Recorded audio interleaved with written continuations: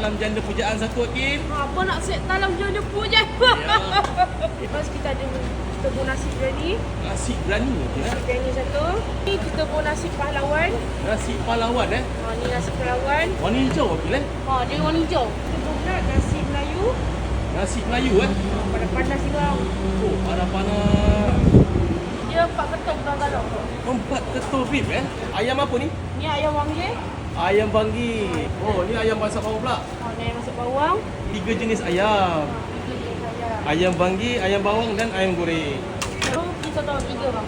3 biji, 3 telur bang. Alah. Tu kuah kari, Kuah kari. Kuah kari apa ni? Ni kari kambing bang. Apa dia? Alright. Ni kita ada paru goreng bang. Paru guring pun ada, Paru Akil, goreng ada.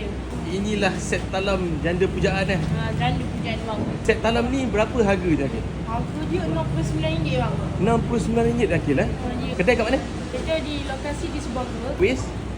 Wis dia Berani Talam Subangga.